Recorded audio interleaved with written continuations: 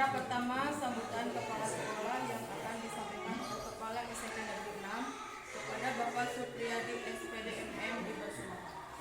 Terima kasih.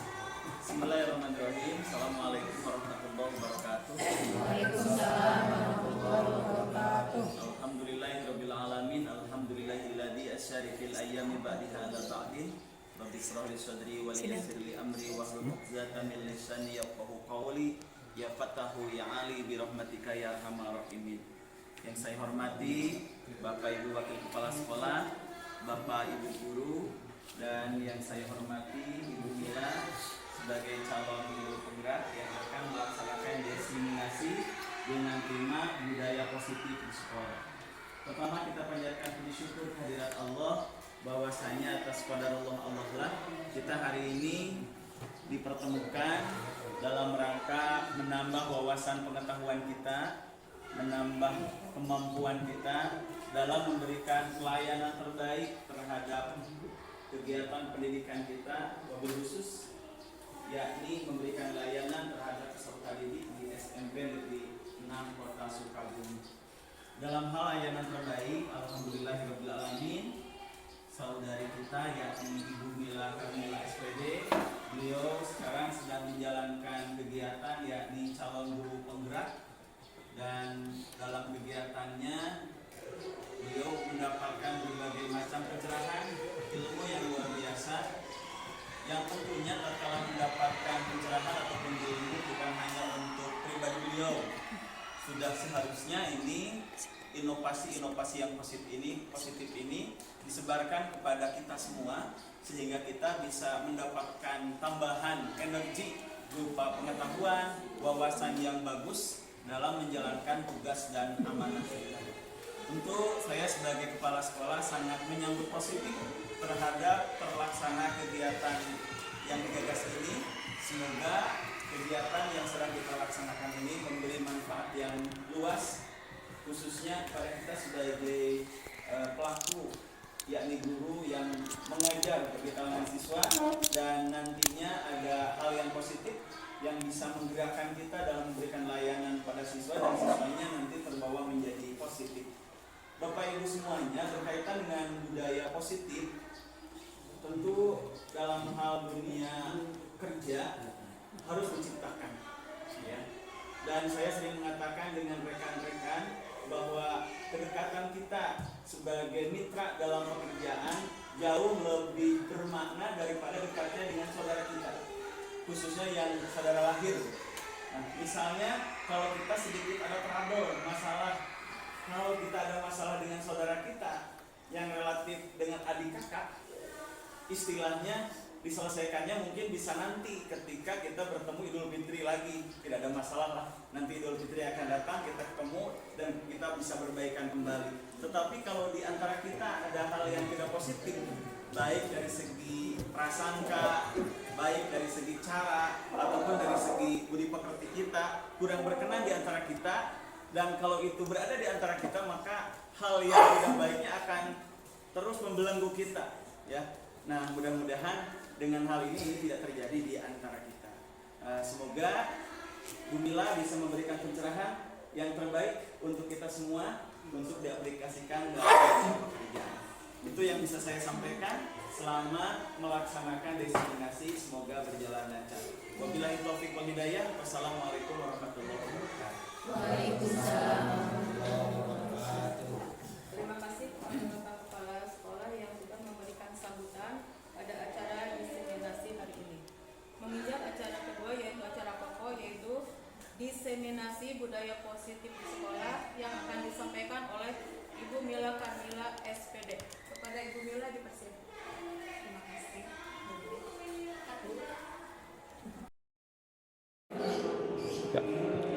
Assalamualaikum warahmatullahi wabarakatuh. Waalaikumsalam warahmatullahi wabarakatuh. Pertama-tama saya ucapkan kepada MC Ibu Dede yang telah mempersilahkan saya untuk menyampaikan diseminasi di depan Bapak Ibu semuanya. Marilah kita panjatkan puji dan syukur kehadirat Allah Subhanahu wa taala bahwasanya pada hari ini kita bisa berkumpul di ruangan ini dalam keadaan sehat kekurangan suatu apapun. Dan kondisi memang cuacanya agak panas ya, tapi tetap semangat. Terima kasih Bapak Ibu telah menyempatkan waktunya untuk mendengarkan pemaparan saya tentang penerapan dan diseminasi budaya positif di lingkungan sekolah, yaitu di SMP Negeri 6. Kemudian salawat dan salam senantiasa kita sampaikan kepada baginda kita Nabi Muhammad SAW. Baiklah Bapak Ibu semuanya, pada kesempatan ini saya akan mendiseminasikan atau memaparkan salah satu tugas dari modul 1, yaitu modul 1.4 tentang budaya positif. Semoga apa yang saya paparkan sekarang ini bermanfaat dan memberikan pencerahan bagi sekolah kita. Semoga sekolah kita lebih baik lagi dan lebih maju lagi di dunia pendidikan. Baiklah, pembelajaran di eksplorasi konsep modul 1.4 yaitu tentang budaya positif dibagi menjadi 3, yaitu ada teori disiplin positif dan nilai-nilai kebajikan universal. Nanti kita akan bahas satu persatu apa aja materi yang ada di disiplin positif dan nilai-nilai kebajikan universal. Selanjutnya ada teori kedua, yaitu teori motivasi, dan kemudian ada hukuman juga penghargaan. Kita bahas satu persatu apakah itu teori motivasi, apakah itu hukuman, dan apakah itu penghargaan. Selanjutnya ada keyakinan kelas. Dan dari 3 ini semuanya ini saling menyambung semuanya, menjadi satu kesatuan untuk menciptakan budaya positif di sekolah kita, khususnya di SMP 6. Nah, ini yang akan saya bahas dulu tentang disiplin positif dan nilai-nilai kebajikan. Pertama ada materi tentang perubahan paradigma belajar. Mungkin sekarang ini paradigma belajar yang Bapak Ibu ketahui adalah belajar yang biasanya berpusat pada guru, dan kita belum bisa menerapkan, belum sepenuhnya menerapkan bagaimana pembelajaran berpusat pada murid. Kita bahas dulu apa sih perubahan paradigma belajar ini. Di sini ada satu pendapat, yaitu dari Stephen R. Covey, menyampaikan di sini bagaimana seseorang bisa berubah dari paradigma stimulus respon kepada pendekatan teori kontrol. Tentunya ini apa sih teori kontrol, gitu kan? Nanti kita akan bahas apa itu teori kontrol. Bila kita ingin membuat kemajuan perlahan, sedikit-sedikit ubahlah sikap atau perilaku Anda. Namun bila kita ingin memperbaiki cara-cara utama kita, maka kita perlu mengubah kerangka acuan kita. Ubahlah bagaimana Anda melihat dunia, bagaimana Anda berpikir tentang manusia. Ubahlah paradigma Anda.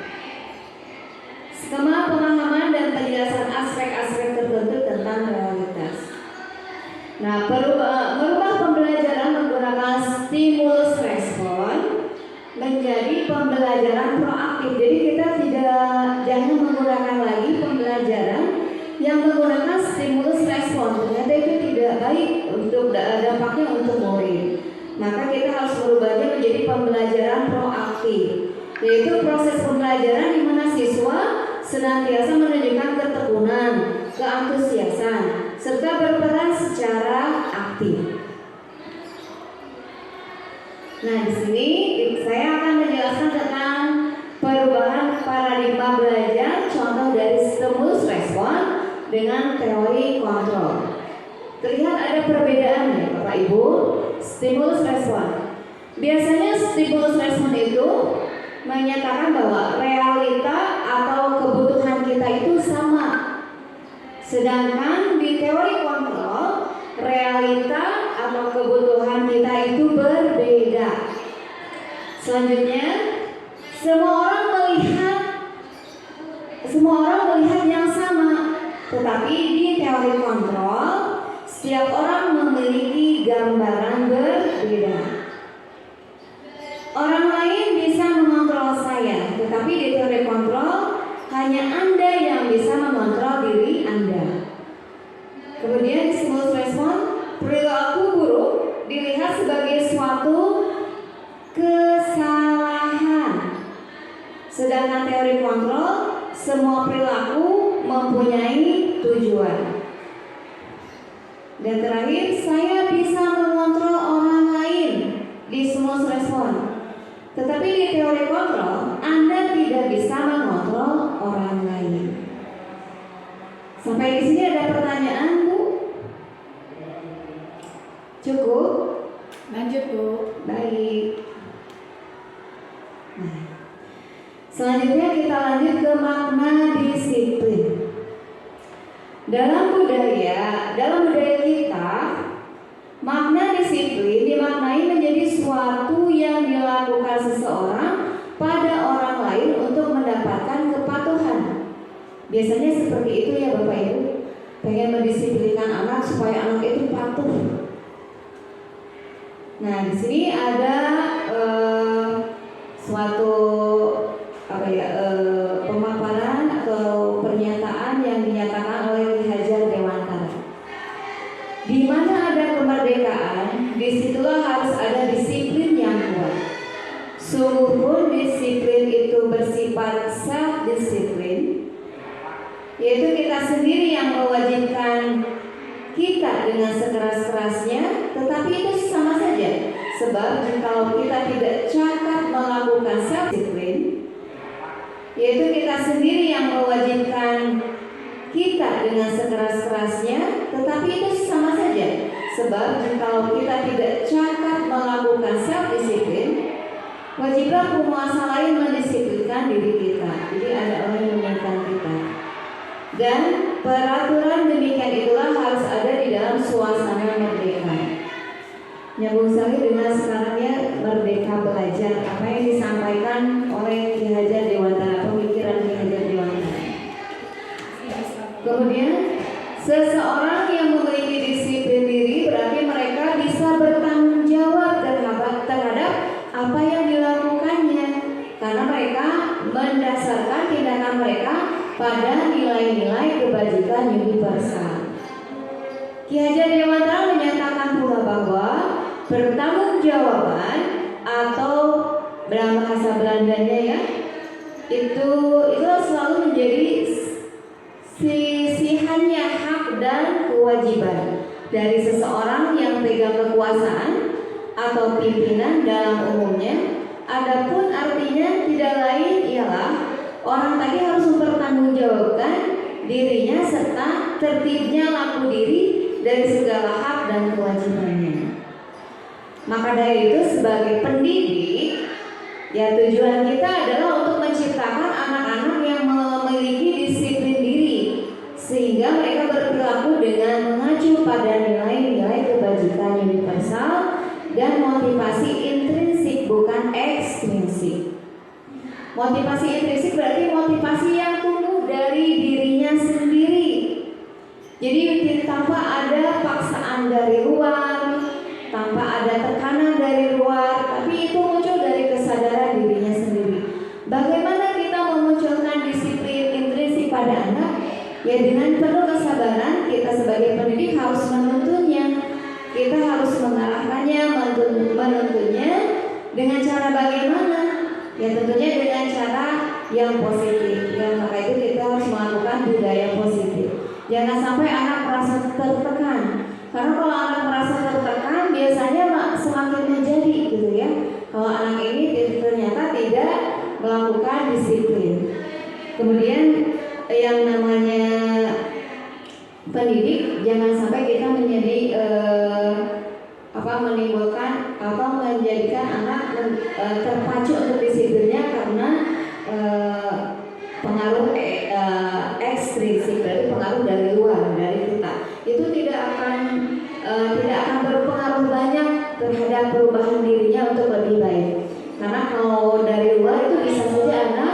kembali kepada yang sebelumnya. Nah, di sini motivasi perilaku manusia. Motivasi perilaku manusia adalah motivasi eksternal, biasanya untuk menghindari ketidaknyamanan atau hukuman. Ya, anak bisa patuh gitu ya, tetapi untuk menghindari ketidaknyamanan atau hukuman, anak berusaha nih disiplin, tapi bukan karena kemauan dari dalam dirinya. Dia melakukan disiplin itu karena takut karena hukuman. Selanjutnya biasanya untuk mendapatkan imbalan atau pujian dari orang lain. Kalau pujiannya atau imbalannya itu tidak ada, maka anak kembali ke semula gitu ya. Mungkin akan lebih jelek lagi. Nah, selanjutnya motivasi internal.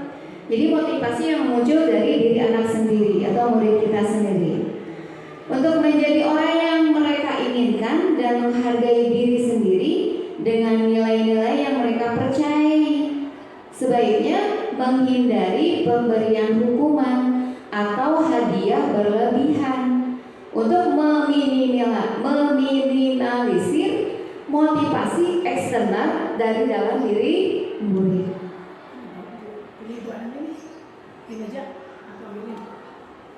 Selanjutnya, nah saya akan memaparkan apa itu disiplin positif dan nilai-nilai kebajikan universal.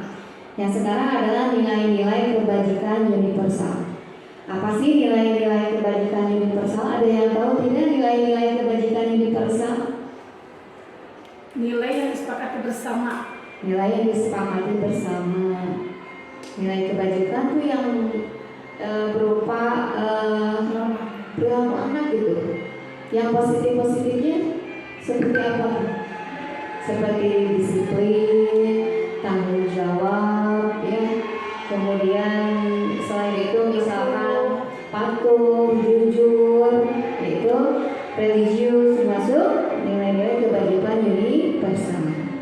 Jadi nilai-nilai kebajikan universal berarti nilai-nilai kebajikan yang disepakati bersama lepas dari suku bangsa, agama, bahasa maupun latar belakangnya. Nilai-nilai ini merupakan payung besar dari sikap dan perilaku kita, atau nilai-nilai ini merupakan fondasi kita berperilaku atau fondasi perilaku untuk anak.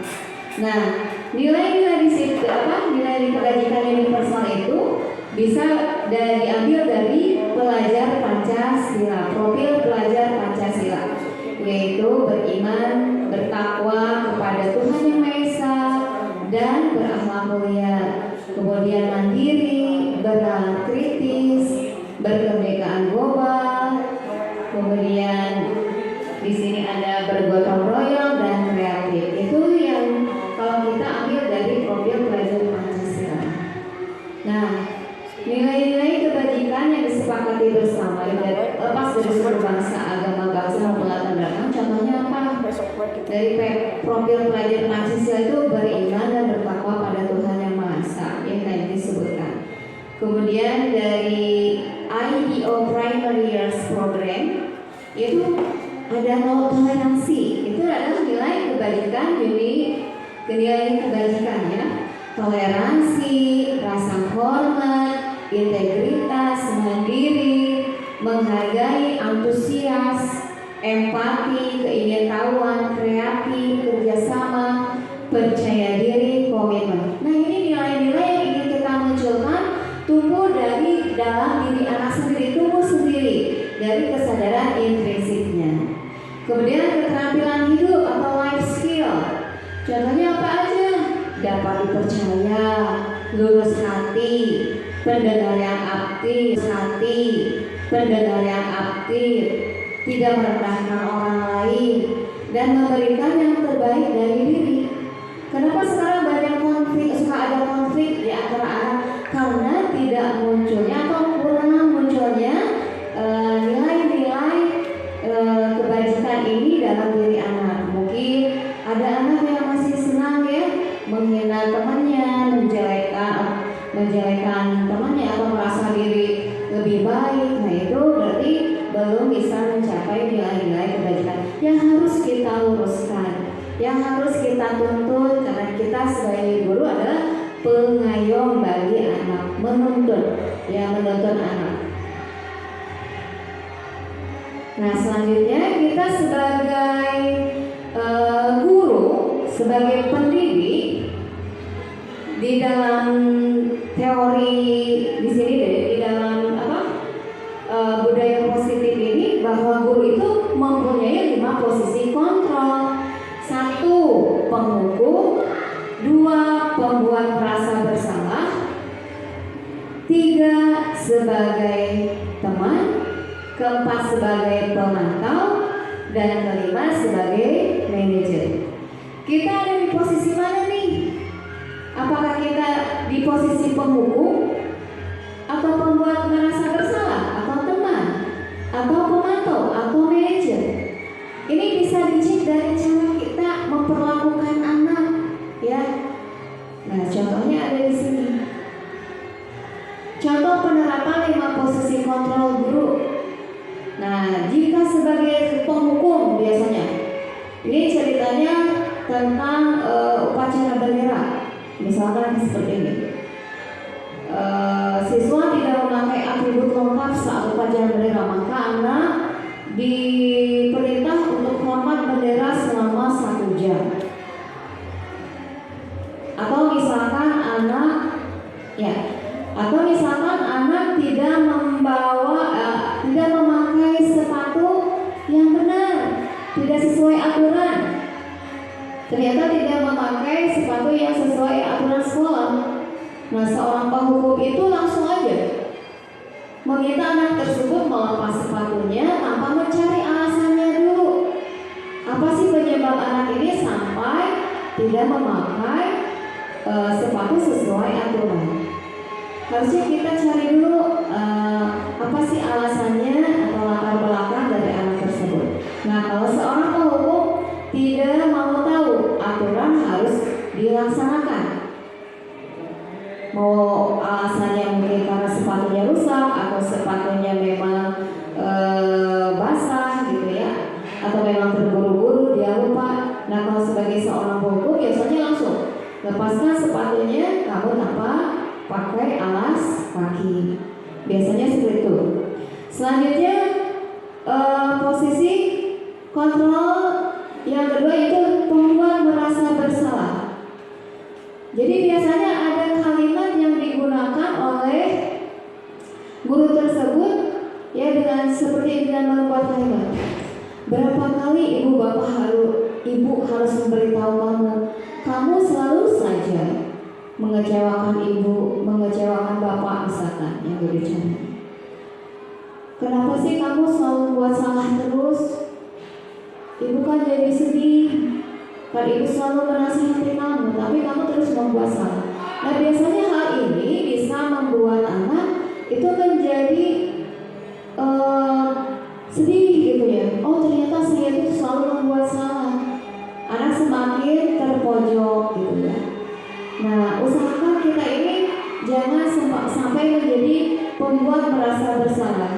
Ini adalah posisi kontrol negatif. Jadi penghukum, pembuat merasa bersalah itu adalah posisi kontrol dulu dalam posisi negatif, karena memunculkan rasa anak. Kalau yang menghukum biasanya anak menjadi pendendam, ya sakit hatinya ya mungkin sampai nanti tua akan diingat gitu ya. Makanya kita harus hati-hati dengan apa yang kita ucapkan, karena anak zaman sekarang dengan zaman dulu itu berbeda. Kita tidak bisa menyamakan anak zaman dulu dengan zaman sekarang. Jangan sampai menyamakan kita waktu zaman dulu dengan zaman sekarang. Mungkin zaman dulu saat kita saat kita masih itu, Bapak Ibu semuanya usahakan jangan sampai menjadi di posisi kontrol sebagai penghukum atau pembuat merasa bersalah, karena biasanya itu akan berdampaknya lama. Dan kalau anak sudah bersalah biasanya timbul rasa pesimis atau kurang percaya diri sama anak, takut melakukan kesalahan lagi, gitu ya Bapak Ibu. Jadi anak itu jadi takut melangkah. Jadinya untuk yang jangan sampai kita ini di posisi penghukum atau pembuat merasa bersalah. Kamu mah gitu aja sama ibu, kamu mah bikin salah aja. Jadi kan ibu yang malu, kamu tuh seperti itu biasanya membuat anak menjadi sedih, iya gitu, jadi sedih gitu. Nah ini posisi penghukum seperti misalkan yang membawa HP ini. Labeling ya? Iya, seperti penghukuman kan tidak mau tahu kan, gitu kan. Zaman sekarang itu tidak bisa disamakan dengan zaman dulu gitu. Sepatunya salah di sekarang. Sepatunya semua salah nih anak teh. Kita harus cari tahu dulu apa sih penyebabnya. Siapa tahu dia tidak punya garis sepatunya atau sepatunya basah. Jangan sampai anak dicopot gitu ya. Kamu udah beralas kaki saja, jangan beralaskan sepatu, udah jangan nyengker aja gitu orang semua. Nah kita harus di posisi mana sih? Ini baru 2 posisi ya. Di sini kita bisa ini ada posisi sebagai teman. Jadi kita sebagai guru, kalau di posisi kontrol sebagai teman bagaimana? Contohnya gini, ayo dong ikuti aturan sekolah, tolong bantu ibu ya sekali ini. Ya sudah, tidak apa-apa. Lain kali jangan sampai kurang itu lagi ya. Nah, posisi kontrol sebagai teman ini bisa menjadi positif atau negatif. Ya tergantung anak yang meresponnya bagaimana. Nanti kalau kamu ibu bantu, ibu akan misalkan memberi kamu sesuatu gitu. Jadi anak itu kalau gurunya berbuat perhatian gitu, dia akan semangat. Tetapi kalau gurunya sudah tidak memberikan perhatian, malah jadi kecewa. Akhirnya dia membuat lagi kesalahan. Selanjutnya sebagai pemantau. Pemantau ini berarti contohnya di sini, kamu sudah melanggar peraturan sekolah, kamu tahu konsekuensinya. Setelah upacara kamu beri atributnya ke koperasi dan jangan diulang lagi. Jadi namanya pemantau selalu memperhatikan gerak-gerik anak, tetapi cara menegurnya itu tidak sampai menyinggung anak, tetapi menanyakan dulu apa sih aturan di sini, konsekuensinya apa. Kalau melanggar aturan apa konsekuensinya. Jadi tidak langsung di poin menghukum. Jadi ada masih jalan keluar, memberikan jalan keluar kepada anak tersebut. Nah selanjutnya yang terakhir, posisi kontrol yang terakhir adalah manajer. Kalau seorang manajer itu lebih seorang yang benar-benar memberikan perhatian kepada anak, menuntun anak mencari solusi. Ya misalkan saat upacara nih, misalkan ada anak yang tidak pakai topi, tanyakan dulu ke anaknya, apa kamu tahu kesalahanmu? Tanya dulu kepada anaknya. Nanti anak akan menjawab dengan sendiri, ya misalkan iya bu, atau iya pak saya tidak memakai topi. Jadi jangan langsung kamu tidak pakai topi, kamu salah, jangan seperti itu. Kita tanyakan dulu, apakah kamu tahu kesalahanmu? Kita pancing dulu, apakah anak tahu nih? Kalau anak yang pasti anak kalau ditanya pasti dia sadar sendiri ya. Oh saya tidak bawa topi.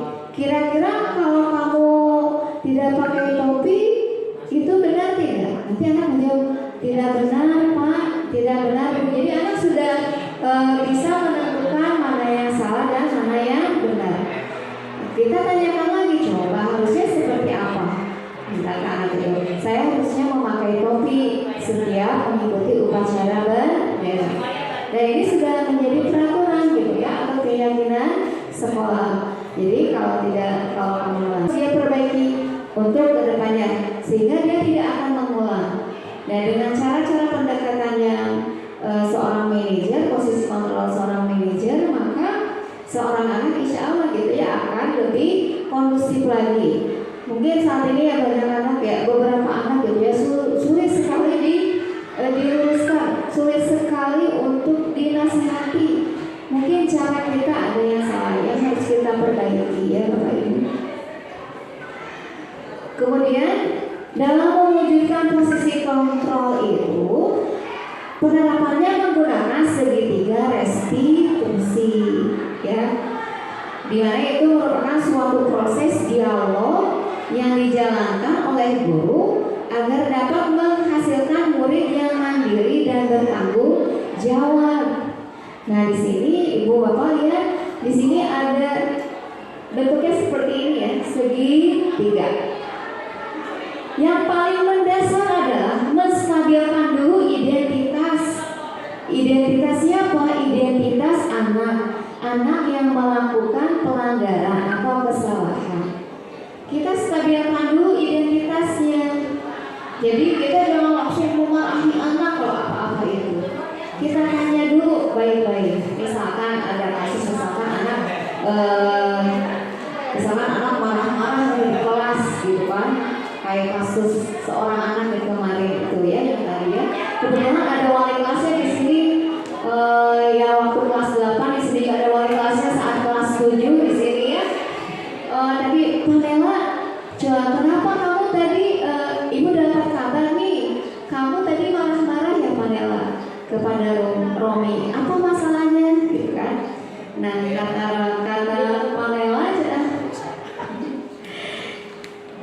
Panela, ibu, karena Romi saat Panela sedang melaksanakan tiket, tiba-tiba itu si Romi mengambil buku Panela di tas, katanya mau minta jawaban PR bahasa Inggris, ibu. Kak Panela jadi marah, ibu caranya seperti itu, tidak minta izin dulu, diambil aja bukunya, gitu kan? Jadi Panela marah-marah seperti itu.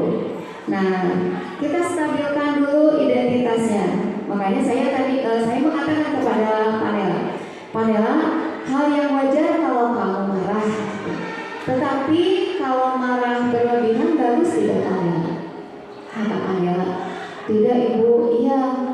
Memang Panela jadinya saat Panela marah meledak kayak gitu, akhirnya kelas yang lain jadi terganggu dan penasaran pada nonton lihat Panela marah-marah ya.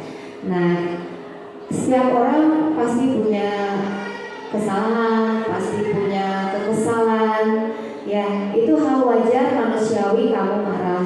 Tetapi apa sih yang harus kamu lakukan? Tapi sebelumnya ibu ingin tanya dulu nih. Nah, di sini ada validasi tindakan yang salah. Dalam validasi tindakan yang salah kita tanya dulu, coba apa sih latar belakang kamu jadi marah? Contohnya anak tersebut menyatakan, saya marah karena teman saya mengambil buku tanpa minta izin dulu dan menyontek hasil kerja saya. Nah, Panela ini kemudian saya tanya, coba kalau hal seperti itu baik tidak Panela? Tidak ibu, harusnya bagaimana Panela? Harusnya Panela gak usah marah berlebihan. Kemudian harusnya Panela melapor saja ke wali kelas, karena ada wali kelas ibu, jadi bisa ditengahi. Baik, berarti Panela sudah tahu ya apa itu kesalahannya. Walaupun Panela dalam posisi saat itu, padahal Panela tidak salah ya, tidak salah, cuma cara penyampaian kesalahan Panela terlalu berlebihan. Kemudian setelah itu saya menanyakan keyakinan ke Panela.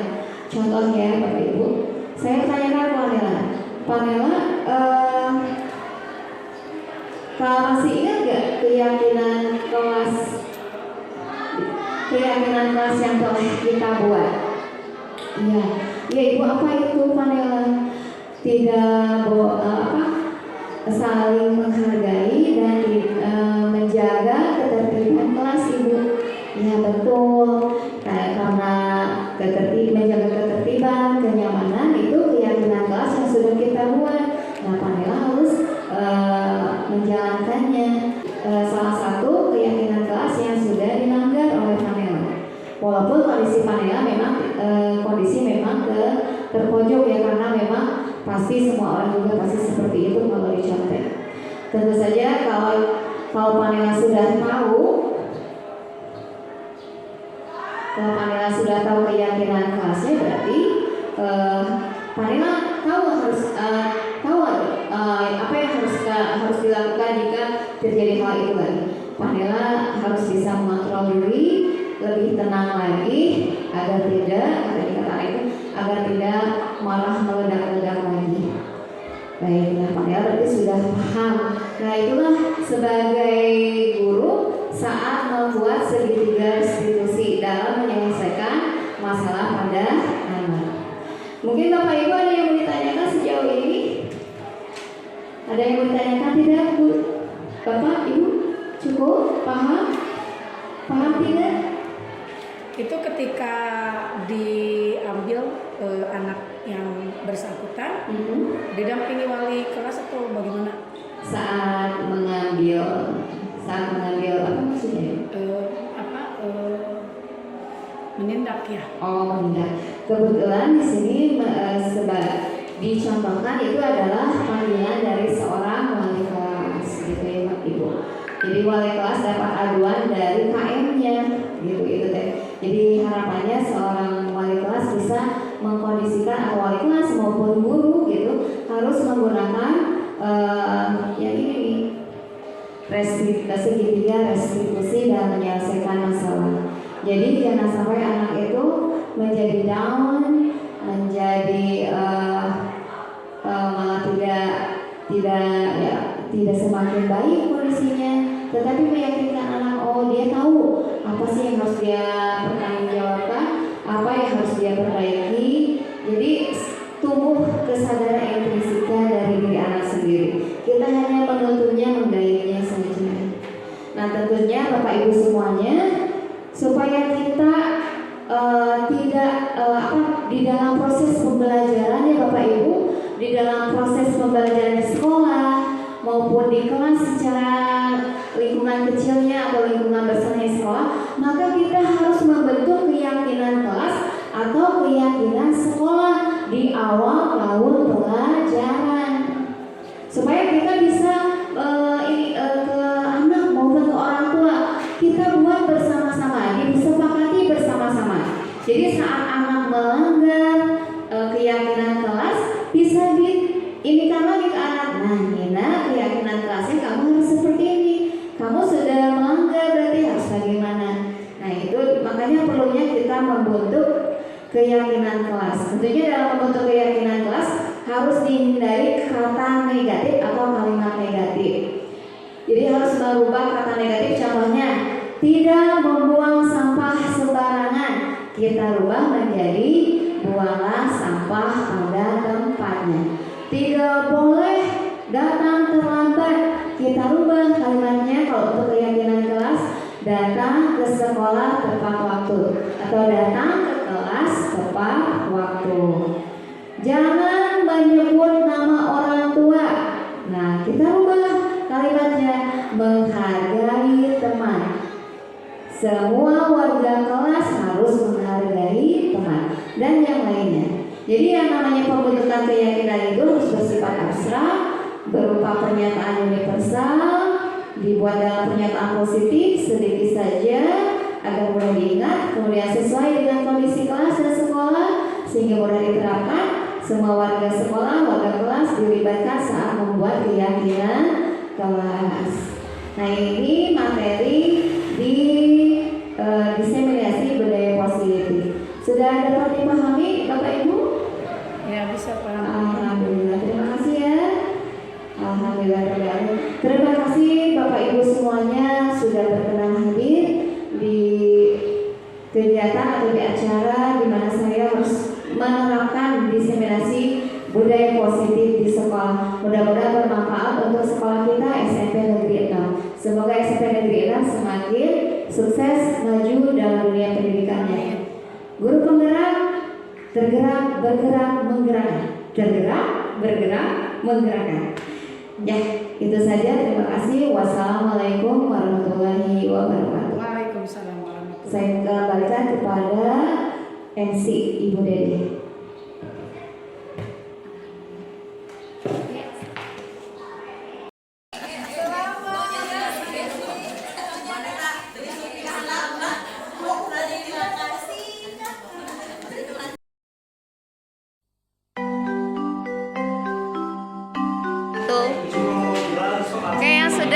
tempelkan kesepakatan kelasnya.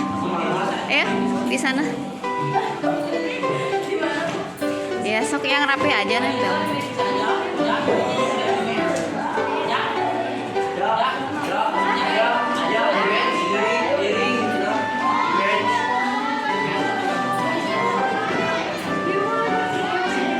Ayo, yang sudah tempelkan.